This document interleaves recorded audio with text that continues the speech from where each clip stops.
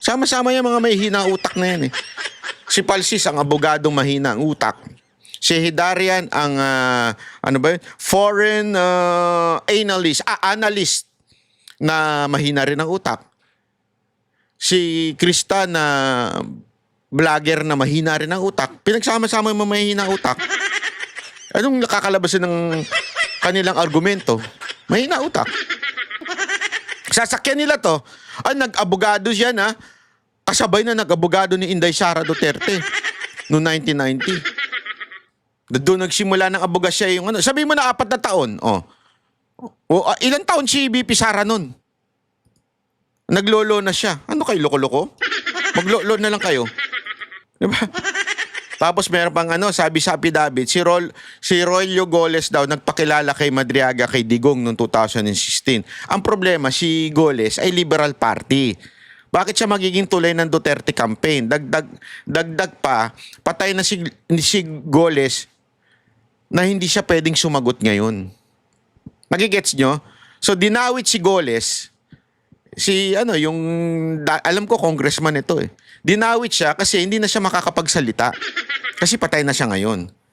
Ibig sabihin, para lang hindi mabuking yung kanilang kwento, naganap sila siguro ng congressman na may picture sila.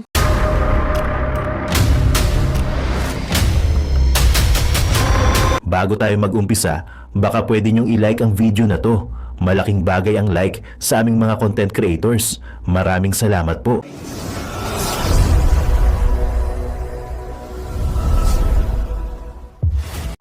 BP Sara, hindi na makatatakbo. Utang ina, shit. Hindi na daw makakatakbong presidente si BP Sara, sabi ng mga hindot. Pero tama sila. Tama po sila, hindi na makakatakbo si VP Sara sa pagka-presidente. Alam nyo kung bakit? Hindi niya na kailangan tumakbo, kailangan na lang niya umupo. At iboboto na siya ng taong bayan. Kahit hindi na mag-effort yan, wala siyang kalabang matino. At alam na ng taong bayan, hindi nyo na maloloko yan, na yung ginagawa ninyo kay BP Sara Duterte ay isang kalokohan lang. Mantakin mo na kailang attempt na kayo mula doon sa PI. Alam niyo yung PI?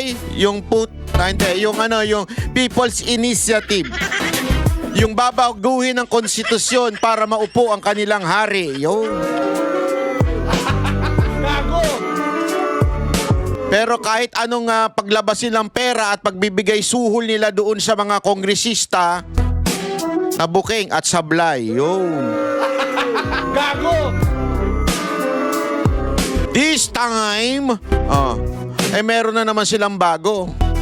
Pero pagkatapos ng PI, sinundan niya ng impeachment.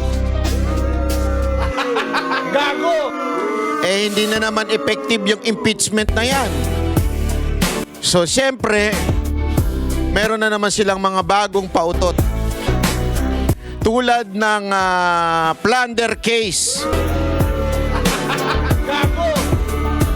At siyempre, yung plunder case na yon, hindi naman sa timing, Hindi sa timing na may lumabas na whistleblower. Pero mamaya ipapaliwanag natin yung mga kasinungalingan nitong mga grupo na ito.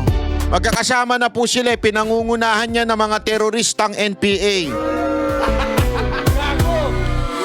Alam niyo naman itong mga NPA, itong mga makakaliwa, ay galit na galit kay VP Sara Duterte. Yan ang mga may ayaw kay VP Sara Duterte. Lalong-lalo na yung mga makakaliwa, yung mga nagrarari sa karsada, yung pasigaw-sigaw dyan. Naku po, ayaw na ayaw nila sa mga Duterte. Pero gayon pa man, meron pa ding sumali sa kanila. Sino? Yung mga kakampuet. Gago! Alam nyo kasi, yung mga NPA, ang habol niyan, alam nyo naman, ang gusto niyan yung mga may hinang nilalang na presidente para nakokontrol nila. Halimbawa, katulad ni Marcos na isang mahinang nilalang. Ngayon nga, marami na nagsasabi na tila marami ng kontrol ang mga NPA sa loob at labas ng gobyerno. Bakit? Mahina ang presidente. Kukuya-kuyakoy. Paggising, sabi nga ng kanyang kapatid, nagmamariwana. Oh. Paano mo ba naman mapipigilan yan kung ganyan ng iyong kapatid, 'di ba? Sabi ni Senator Amy, paano mo mapipigilan yang ganyan kung ganyan siya at sabog? Hindi po ako nagsabi niyan, si Senator Amy. Huwag ho kayo magagalit sa akin, kayo mga tarantadong loyalista. Huwag kayo magagalit, magalit kayo doon sa kapatid. So, yan ang gustong-gusto ng mga NPA at mga makakaliwa. Yung madali nilang mauto. Tulad nyo. Kayong mga kakampwet. Kayong mga Gen Z. Yung mga kulang sa arugang Gen Z. Dahil yung kanilang tatay at nanay nag-aaway. At yung tatay nila may kabit. Yung nanay nila sugarol. O di kaya yung nanay nila pinapatos yung driver. Gago! Kaya kulang sa mga aruga yung mga Gen Z na yan. Marami nga dyan, naging bayot na eh. Gago! Real talk? Yan na real talk sa inyo. Gago! Di ba? Sakit ba? Masakit? Ganun talaga ang buhay. Minsan masakit. Gago! Pero minsan masarap din. Gago! Bakit naman itong mga kakampwet ayaw sa kanya? Ito kasing mga kakampwet, alam nyo, ito mga kakampwet, ito po yung mga may negosyo sa gobyerno. Nawalan sila ng posisyon nung nakaraang panahon ni Pangulong Duterte. Ngayon na sila ay nakabalik na sa panahon ni Marcos, na dating kanilang binabatikos, ngayon tuwan-tuwa ang mga hindot. Tuwang-tuwa ang mga animal na mga kakampwet. Kasi alam mo yung mga kakampwet na yan, sila po ay mga double standard na mga nilalang, di ba? Galit na galit sila sa mga, sabi nila, babaero daw si Pangulong Duterte, kesyo bastos daw. Pero hindi man lang sila nagko-komento kay Rapi Tulfo. By the way, hindi ako nagsabing babaero siya, ha? Yung mismong kapatid niya rin. Naku po. Laging kapatid ang nalalaglag, ano? Ba't kaya ganun? Buti na lang yung kapatid ko. Hindi ako nilalaglag. Gago! Wala naman kasi malalaglag sa akin eh. Laglag na kasi ko eh. Mantakin mo sabihin nung kapatid ni Rapi Tulfo, okay lang naman maging babaero, wag lang lalakero. Sa bagay. Di ba? Sa bagay, kasi kung lalakero si Senator Rapi Tulfo, medyo masagwa, Gago! Pero again, yan yung sinasabi nating double standard etong mga kakampwet. Bakit? Dati galit na galit sila kesyo ang dami nilang pinaparatang kay Pangulong Duterte sa pagiging babaero. Pero dito sa kanilang tila magiging kandidato, hindi man lang sila umimik, di ba? Hindi naman natin sinasabing totoo yun, ha? Pero ang sinasabi lang natin, bakit tila hindi ata kayo umiimik ngayon? Di ba? Yan ang double standard, Pero ngayon nga, todo-todo sila na i-disqualify si VP Sara Duterte kasi that's the only way para manalo sila. Gago! Dahil alam nyo, ladies and gentlemen, kahit sa tindi ng mga paninira ng mga tao kay VP Sara Duterte, grabe ang taas ng kanyang ratings. Alam nyo, tatadta rin nila to. Expect more. Baka mamaya kung ano-ano na ibintang sa kanya na, di ba? Malay nyo, siya ang pumatay kay Rizal, siya ang pumatay kay Nino, yung mga ganong pagbibintang. Malay nyo, may lalabas siya na whistleblower, di ba? Mahilig sila sa blow eh. Alam mo naman niya mga yan eh. Mga komblo. Alam mo yung komblo? Ay nako, i-google ninyo pero iilang grupo lang ang nakakaalam ng ibig sabihin ng komblo. Yung kaya yung contest ko ngayon, yung pa-Gcash natin, ano kaya ibig sabihin ng komblo? Pag nahulaan nyo, Hindi. Bura-bura. Hindi yan, ha? Hindi yan. Huwag nyo isusulat siya. Baka ano kayo ng Google. Ito. Anyway, pag-usapan natin to, ha? Etong balita na to. Tila may bagong whistleblower at bagong pasabog laban kay VP Sara. Ang revelasyon, suportado umano ng mga pogo at drug lord ang political campaign ng BC. Take note, ikinabit nila yung Pogo. Kaya pala sila todo-todo nasira nun sa Pogo. Which is totoo naman. Ako, ayoko talaga yan. Di ba? Kaya nila idinawit si Harry Roque at kung sino-sino pa para i-connect nila eventually yung Pogo kay Pangulong VP Sara Duterte. Pangulo na itawag natin yan. Pangulo na yan. I claim it. Presidente na yan si VP Sara Duterte. Oh. Yan ang kanilang kanila pong inaano ngayon na siya ay produkto ng China, produkto ng Pogo. Diba? Yan ang kanilang packaging ngayon eh. Narito ang exclusive agenda report ni Dexter Ganibe ng Abante.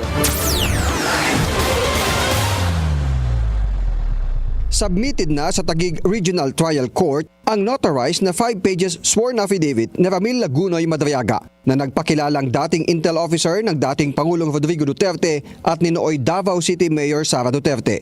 Sa affidavit, idinitalye kung kani-kanino napunta ang confidential fund ni VP Sara noong 2022 na isa sa naging ground ng isinampang impeachment case noong nakaraang taon.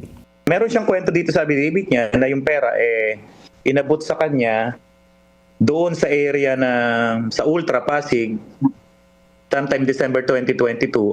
Minsan nagatid din siya sa parking ng ombudsman. Tapos somewhere sa Laguna sa isang mayor. Pero hindi niya na-meet yung mayor, of course, no? Tapos sinatid niya rin sa isang comedy bar na Wow. kung saan pagmamayari or madalas nakatambay yung mga classmates sa College of Law ni VP Sara. So siya yung delivery person. Bagman na matatawag natin. Naks naman. Nakasaad sa notaryadong sinumpaang salaysay, 4 na duffel bag na bawat isa ay naglalaman ng 33 hanggang 35 million pesos. Bukod pa iyan sa anyay 1 bilyong pisong i-deliver niya noong Pebrero 2020. Take note mas malaki ito. Nilakihan talaga nila eh. Mas malaki kesa dun sa delivery ni Saldico. Tanginang yan. Gago! Ito ganito katarantado ito mga kakampuet, mga legal illuminary, mga analyst nila. Mantakin nyo, nung panahon na si Saldico nagsalita, di ba? Kini-question nila yung paano mo binitbit yan? Ang bigat-bigat niyan. Nagkasya ba yan? Ganyan yung mga yan eh. Lalo na nasa media, pag nag-uusap-usap sila sa mga podcast nila, magkakasya ba yan? Oh, lalo niyan, dyan sa di ko na lang sasabihin, dyan sa Alliance, marami dyan, mga kakampuet. Tsaka marami rin dyan, mga komunista. Di ba? Oh, sabi nila kesyo daw hindi magkakasya yan. Ngayon, eto, basta na lang nilang tinanggap. Mantakin mo, mag-isa lang siya nag-deliver. Dala-dala pa sa comedy bar. Mali-maleta. Papasok ka ng comedy bar, may dala-dala ka maleta. Ayop. Gago! Tanginang niya. Eto kung ikaw magpapadeliver ng sobrang laking pera, bakit pa dun sa bar? Pwede naman sa mas maayos-ayos, dun sa bahay. Pera yan eh. So, siyempre yung movements, gusto mo, basta kung ano man yun.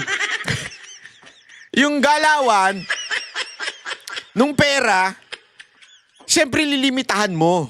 Di ba? Hindi mo pwedeng, alam mo yun, magdi-deliver ka, hindi nga lang 1 milyon yan eh. Kahit nga, kunwari, halimbawa lang, may magdi-deliver sa akin 1 milyon. Hindi ko pa pupuntahin sa bar, pare. Kita tayo sa bar, Doon mo sa akin iabot yung 1 milyon. Paano kung mapainom ako? Tapos may umupo pa sa tabi ko. Hawak-hawakan yung legs ko. Bakla pala, bayot. Gago! Di ba? Delicates. Siyempre, kung ako magpapadeliver ng pera, sa bahay ko papadeliver. Dito, diretso na sa anong tawag doon? Yung sa lagayan ng pera, wala kasi kung ganun eh. Bolts. Ano yun, bolts? Sa Katarungan Village, Muntinlupa City, na mismong ang dating Pangulong Duterte ang tumawag sa kanya para kumpirmahing natanggap na ito ng taong dapat makatanggap ng pera. Si Pangulong Duterte talaga tatawag sa'yo. Ayop ka talaga. Ang inang yan. Tatawagan ka ni Duterte. Andiyan na yung pera. Ang inang bobo po. Hayop! Presidente ka, tatawag ka at sasabihin mo, nandiyan na ba yung pera? Sinong tanga? Alam mo, tang inang bobo, puta. Yung kwento pang bobo. Halimbawa lang, aminin natin totoo. Kunwari, totoo yan. Sige, totoo. Aminin ko, totoo. Ako mismo tatawag eh. Tang ina, bilyon-bilyon yung pera. Tatanong mo sa tao, na-deliver mo na ba yung lagay mo sa akin, yung pera? Siyempre mag-uutos ka. Hayop. Una raw siyang pinakilala sa mga Duterte noong 2016 campaign period at nang manalo ay itinalaga siya bilang counterintelligence agent sa National Security Council at tumutok sa Oplan Double Barrel. 2018 nang pinakilala siya kay nooy Davao City Mayor Sara Duterte para magbigay ng mga intel report sa kandidatura nito sa pagkapangulo. Inatasan din daw siya ng Vice Presidente para Ang dami kong kilalang ganyan. Tangina yung isang kalbong walang ngipin. Panay ang picture nung kay VP Sara Duterte. Pwede ba natin sabihin na nagdi-deliver yun ng ngipin? O nagdi-deliver ng lalaki kay VP Sara Duterte? Alam mo yung mga lintik na picture-picture na yan. Ano, ibig sabihin, jowa ko si Ivana kasi may picture kami ni Ivana. Pwede ko ba sabihin yun? Nang engangan kami? Hindi. Ay, yung picture, ano yan sa totoo lang, Vice President yan, napakasikat niyan. Kahit saan pumunta yan, lahat nagpapapicture dyan.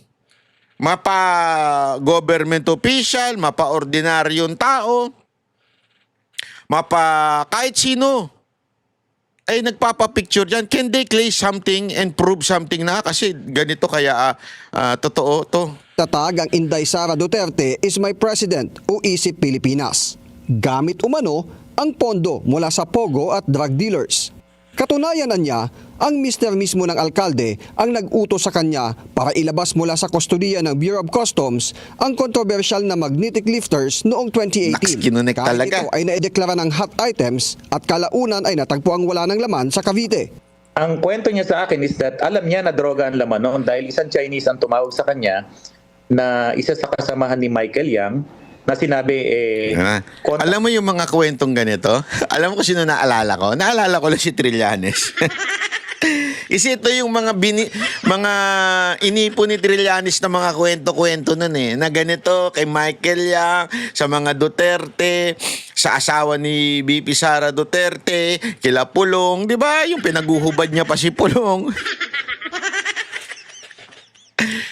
Yung mga ganitong galawan, naniniwala kayo dito? Alam mo, ewan ko tanga lang ang maniniwala sa mga ganitong klaseng kwento. si ganito at tulungang ilabas yan. So definitely, the moment magsalita yung Chinese na yun, alam niya, drugs ang pinararating talaga. Kung hindi drugs, baril. Kaya alam talaga niya na drugs yun.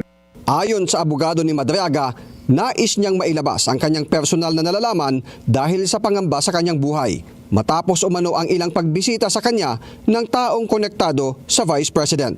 Nauna na rin naiulat ng kolumnistang si Ramon Tulfo ang pagbisita ni VP Sara kay Madriaga sa 10 oras ng gabi sa Camp Bagong Diwa sa Bikutan, kung saan nakakulong si Madriaga dahil sa kasong kidnapping. Ngayon anya ay alam na ang dahilan ng pagdalaw ng VP. Sige nga, kung meron, may record dyan. May record dyan, may video yan, may CCTV yan. Ilabas nyo. Di ba? Don't tell me walang CCTV doon sa kulungan. Ilabas nyo. Puro picture na nasa labas Oo, nagpa-picture. Ma'am, pwede magpa-picture. Kikiusap daw siya na wag nang kumibo si Madriaga tungkol sa pakikipagsabuatan ng mga Duterte sa mga pogo at drug lords. Ayon din kay Tulfo, tinulungan daw ni former Duterte spokesperson Harry Roque ang mga big-time pogo operator Yun na. magsampa ng kaso kay Madriaga. Nagko-connect na. Aminado naman si Atty. Palad na may isang pagkakataon na kasama niya si mamamayang Liberal Party List Representative Laila de Lima na bumisita kay Madriaga sa loob ng piitan. Nito lang December 8 ay sinabi ni de Lima na hindi pa sarado ang issues of accountability ng Vice President, kaugnay ng napaulat konektado sa Vice President. Nauna na ring naiulat ng kolumnistang si Ramon Tulfo ang pagbisita ni VP Sara kay Madriaga sa 10 oras ng gabi sa Camp Bagong Diwa sa Bikutan, kung saan nakakulong si Madriaga dahil sa kasong kidnapping. Ngayon anya ay alam na ang dahilan ng pagdalaw ng VP. Nakikiusap daw siya na wag nang kumibo si Madriaga tungkol sa pakikipagsabuatan ng mga Duterte sa mga pogo at drug lords. Ayon din kay Tulfo, tinulungan daw ni former Duterte spokesperson Harry Roque ang mga big-time pogo operator na magsampa ng kaso kay Madriaga. Aminado naman si Atty. Palad na may isang pagkakataon na kasama niya si mamamayang Liberal Party List Representative Laila de Lima na bumisita kay Madriaga sa loob ng piitan. Ayan, aminado siya. Buwisita si De Lima. Gago! Alam mo bakit nila inamin? Baka kasi may record Oh, na bumisita sila. Kung hindi nila sinabi, mababasag yung kanilang kwento. So inunahan nila yung mga tao, di ba? Inunahan na nila yung tao na, hindi, meron kami bumisita rin kami.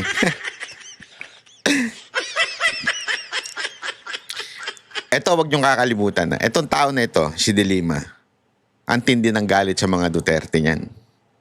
Kasi nakulong yan Hindi nakasubo ng yan, ng masarap na pagkain. Ano kaya masarap sa kanya? Sulat nyo nga dyan sa baba kung ano yung masarap sa kanya. May tagal na hindi nakasubo ng masarap na pagkain yan noon kasi nakulong yan di ba, nung panahon ni Duterte. Kaya galit na galit yan. Kaya gaganti yan. Nito lang December 8 ay sinabi ni De Lima na hindi pa sarado ang issues of accountability ng Vice President, kaugnay ng napaulat na muling pagsasampa ng impeachment complaint kapag napaso na ang 1-year bar rule sa Pebrero. Binigyan natin ng electronic copy ng affidavit ni Madriaga ang Office of the Vice President kahapon para sa komento ni VP Sara. Para sa agenda, Dexter Ganibe, Abante! Di ba? So, ayan daw, ha? Ayan daw. Doon pa lang sa mga kwento. Again, wag natin na anuhin yung abogado. The lawyer does, hindi naman po yan, Yan po ay officer of the court, meaning talagang hinahire lang sila. Wag niyong sisisihin yung lawyer, walang kinaugnayan yung lawyer sa Siya ay lang, kinuha lang siya abogado. Trabaho niya lang yan. Okay? So, importante ho natin maunawaan ito, ha? Na yung mga sablay na statement, 'di ba, yung pagdi-deliver sa isa na yan, pagdi-deliver sa bar ng pera sa dami-dami naman ng lugar. Yung dumalaw daw ang si Duterte sa kanya. Bakit hindi man lang maglabas ng video, picture or anything? You have to prove it Always remember. You have to prove every accusation that you would say. Hindi pa pwedeng basta-basta lang. Yan ang Kasi tandaan niyo to, ha. Ito kasi ang style ng gobyerno ngayon ni Marcos. It doesn't matter to them whether they prove it in court as long as maintain namin yung pananaw natin, yung imahe ni VP Sara Duterte. It doesn't matter to them whether makonvict o hindi makonvict si VP Sara Duterte. Ang importante sa kanila, this is all about politics. 2028 election. Masisira yung perception natin or yung ating pananaw kay VP Sara Duterte. That's the goal. Not only us, but ang kanilang they're trying to convince, yung naalala nyo sa trust rating, yung 33% si VP Sara Duterte, tapos wala na ito si Marcos, lalo na yung mga kasunod, hindi pala si Marcos, si Raffy Tulfo, at saka yung the rest, di ba? Wala na sa time is 2 kaya ang tawag doon ibig sabihin talagang layo na. Ang hinahabol na lang nila yung I think it was 40% yung ayaw pang sumagot kung sino yung gusto maging presidente. Yan ang hinahabol nila. Yan ang tinatry nilang utuin. Yung 40% na hindi pa convinced kay VP Sara Duterte. Kasi pag nakuha nila yung kahit man lang yung kalahati niyan o yung 20%, sa tingin nila lalamang na sila. Yun ang kanilang pananaw. Kaya sa kanilang pananaw, hahabulin nila yun. Yun lang. Wala nang iba. Yun ang kanilang purpose, habulin yung percentage na yun. Again, pag hindi kayo nanindigan sa katotohanan, sasablay at sasablay lahat ng kwento. Katulad na nangyayari ngayon. Sa tingin ko, kesa na nakakatulong yung whistleblower sa kanilang goal na siraan si VP Sara Duterte, lalong nasisira. Nasisira yung goal nila. Lalo tuloy nakikita ng mga tao, bakit kaya sinisira ito si VP Sara Duterte? Ano kayang meron? Ano? Bakit kaya siya pinagtutulong-tulungan? Bakit kaya ganyan silang takot na takot kay VP Sara Duterte manalong presidente?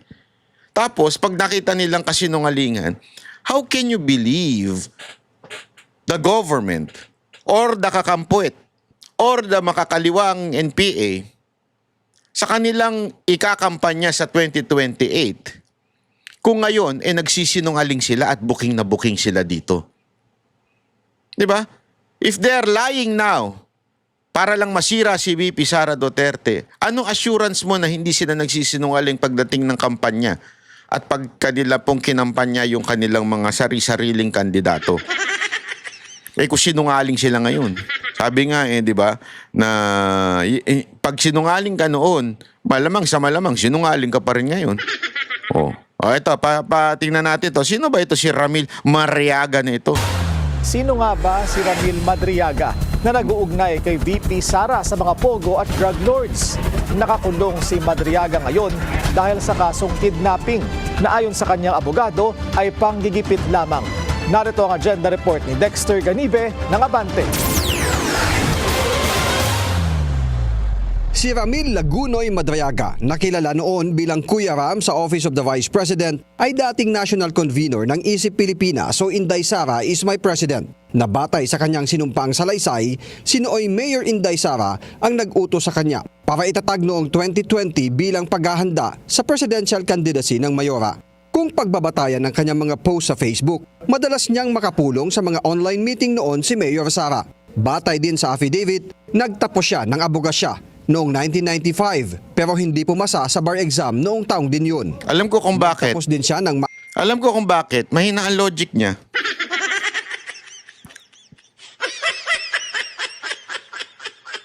Alam ko kung bakit. Mahina ang logic niya. Ay na, yung mga ano niya, salaysay niya sablay. Pero, wag kayong easy lang kayo. Easy lang kasi mamaya may sasabihin tayo. Masters in Management kaugnay ng National Security Administration.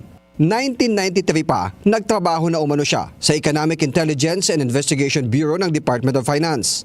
2001 naman sa National Security Council at sa Intelligence Service ng Armed Forces of the Philippines o ISAF.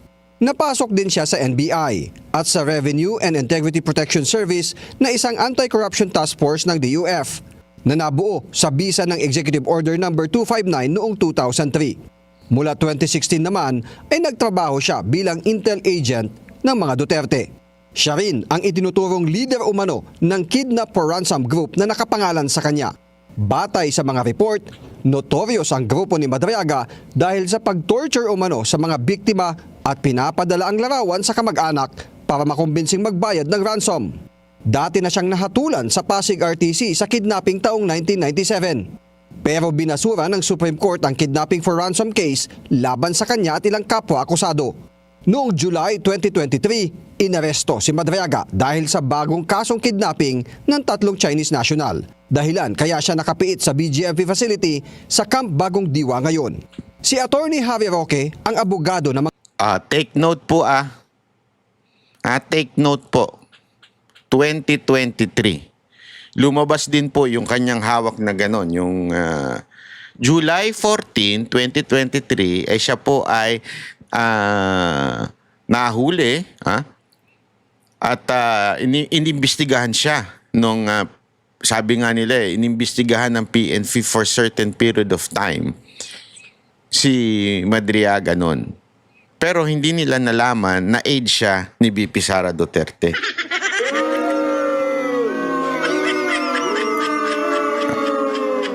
Nagigets ninyo? Siya po daw ay aide. Pero hindi nalaman yon ng PNP. Ang inan yan. Bobo ba PNP para hindi malaman?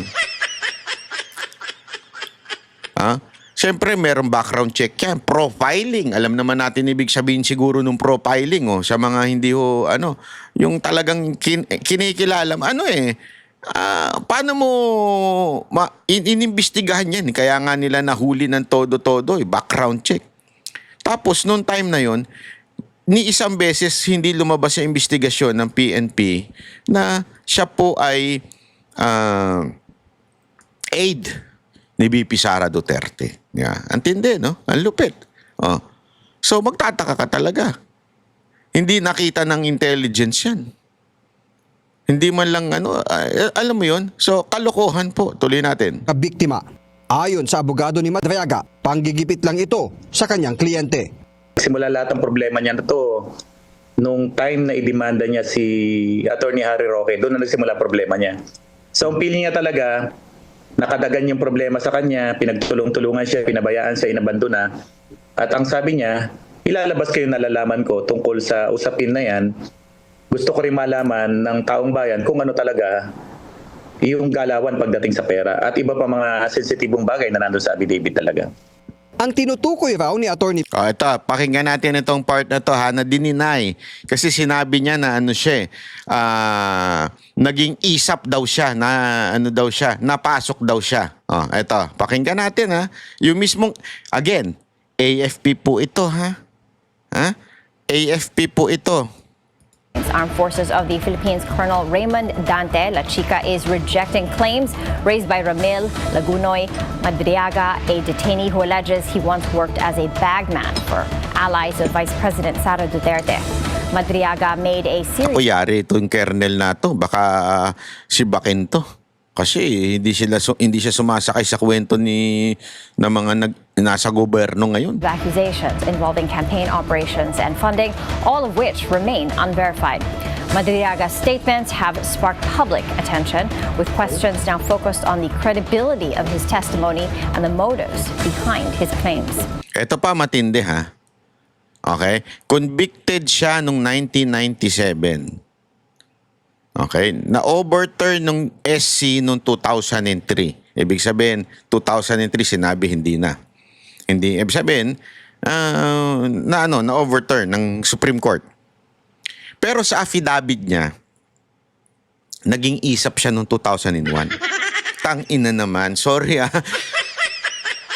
Isap yan. Yan ang isa sa pinakamatikas dyan sa AFP. Alam ko yan. Marami tayong kakilala dyan.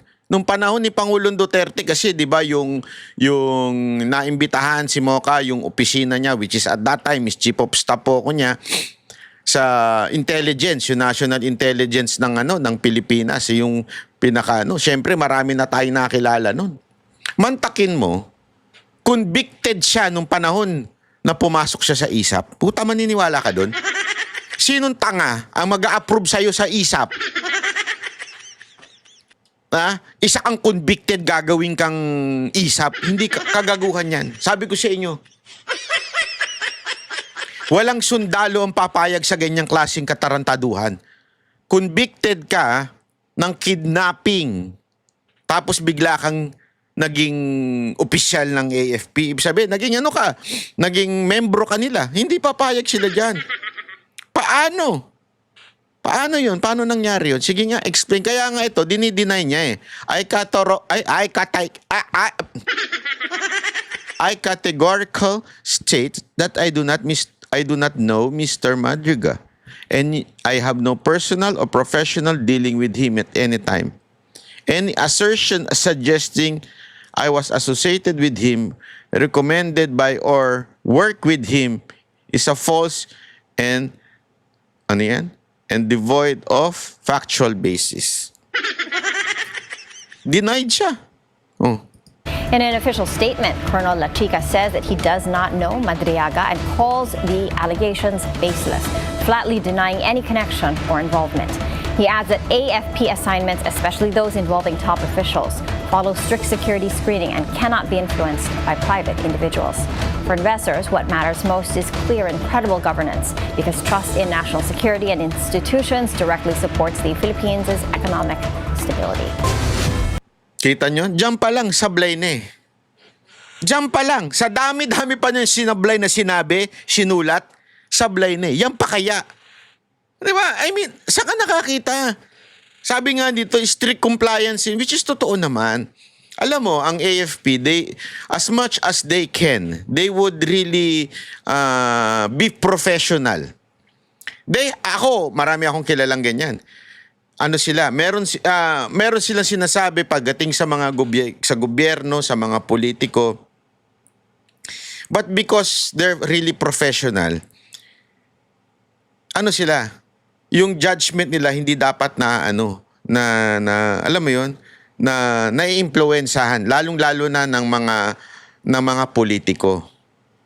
So malabo daw yan sinasabi na yan.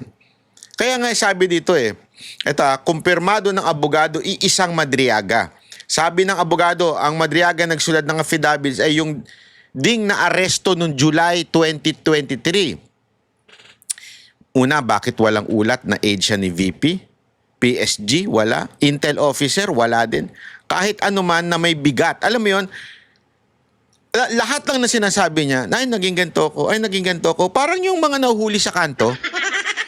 May mga nahuhuli na nagbit ng traffic yung may traffic violation. Pag nahuli, ano ka? Pulis ako. Putang ina, pulis ako.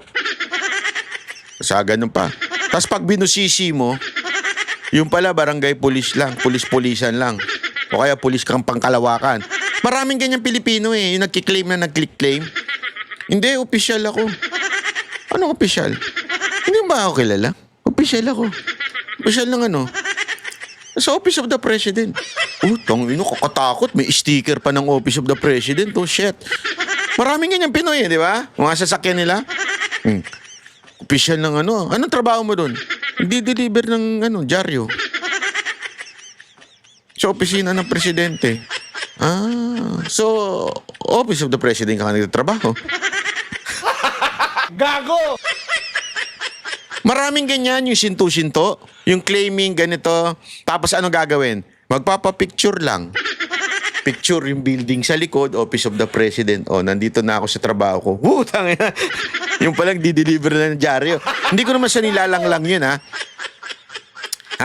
Pero, isang alam mo yun, isang kalokohan talaga yung ginagawa nito mga to. Tapos meron pa nga dyan, sabi, andali, pakita lang natin nasa law school daw. Okay, ito pala muna, sorry. Ayan. Ito yung ito yung statement. Statement na pala, ito pala yung news, so sinasabi nga, yan. Okay na yan. So dinideny siya.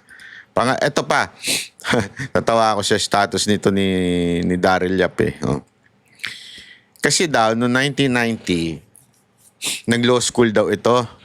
Pumasa nga daw ito pero natapos niya yung law school pero hindi siya pumasa ng board exam. Ewan ko kung bobo o kaya I do not know. Tapos,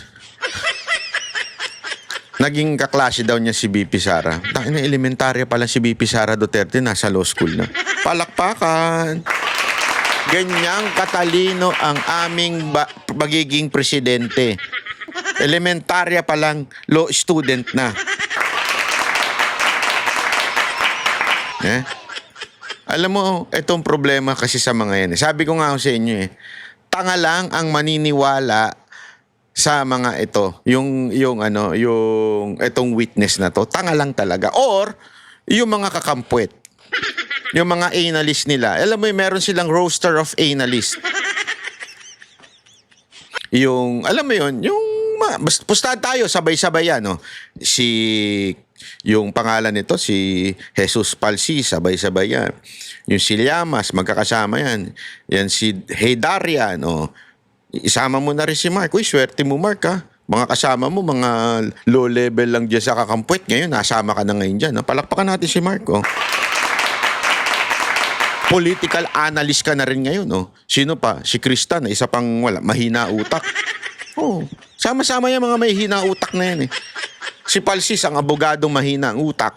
Si Heydarian, ang, foreign analyst na mahina rin ang utak. Si Krista na vlogger na mahina rin ang utak. Pinagsama-sama yung mahina utak. Anong nakakalabasin ng kanilang argumento? Mahina utak. Sasakyan nila to. Nag-abogado siya na. Kasabay na nag-abogado ni Inday Sara Duterte noong 1990. Doon nagsimula ng abogasya yung ano. Sabi mo na 4 na taon. Ilang taon si VP Sara nun? Naglolo na siya. Ano kay loko-loko? Ama naming Diyos na makapangyarihan sa lahat, salamat po sa iyong pagmamahal na hindi nagmamaliw. Sa gitna ng kaguluhan sa aming bansa, turuan niyo po kaming magtiwala sa iyong hustisya at hindi sa hustisya ng tao. Linisin niyo po ang aming mga puso at ituro niyo po ang tamang daan ng katotohanan at pag-ibig. Tulungan niyo po kaming maging ilaw sa gitna ng dilim at ipakita sa mundo na may pag-asa pa sa pangalan ng aming Panginoon Hesus.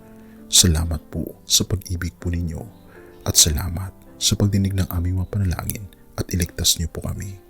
Sa pangalawa po ninyong pagparito at patawarin po kami sa lahat ng aming mga pagkukulang at pagkakasala sapagkat ito po ang aming samutiling sa matamis na pangalan ng aming Panginoon Hesus. Amen. Sa lumang silid, mag-isa kang tahimik. Walang kamera, palakpak ay wala na.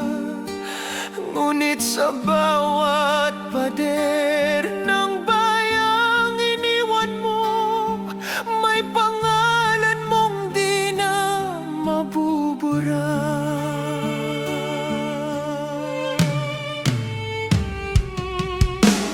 Minsan kang naging balikat ng mahihina, kalaban ng takot, kakampi ng masa. Di mo man laging nasabi ang tama, pinili mong ipaglaban ang madla. Hindi ka sakdal gaya naming lahat, pero tumindig ka nang walang pag-atras. At ngayong pagod ka na, tatay, kami naman ang sasalo ng bawat bigat.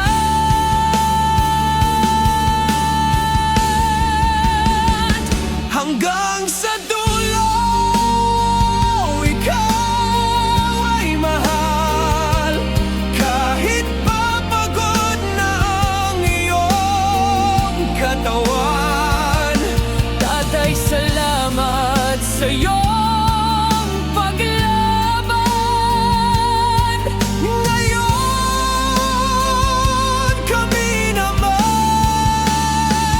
hanggang sa dulo. Di ka namin iiwan. Ang kwento mo'y dala ng bayan.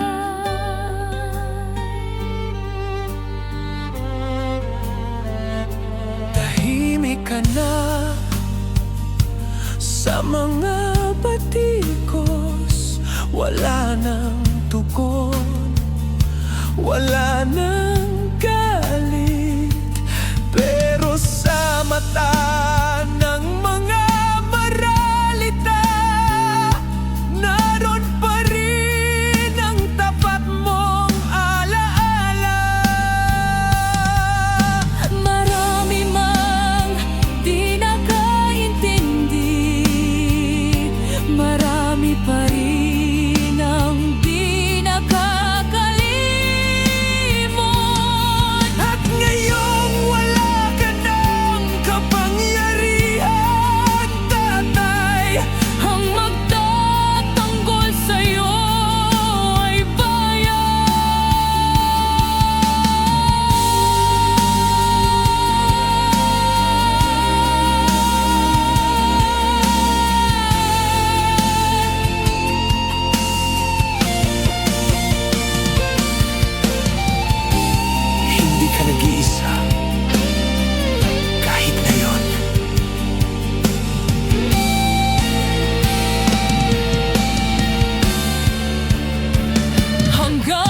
sa dulo, tangan ka pa rin sa puso ng batang minsan mong pinakain.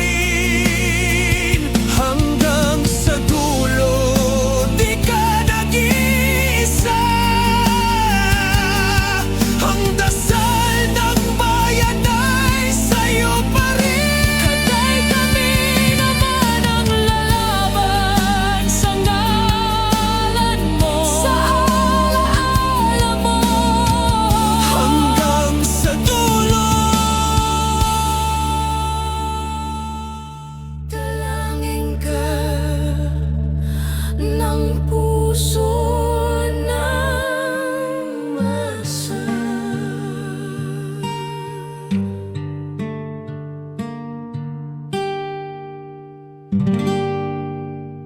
At yun na nga mga kababayan, ano na ang masasabi mo?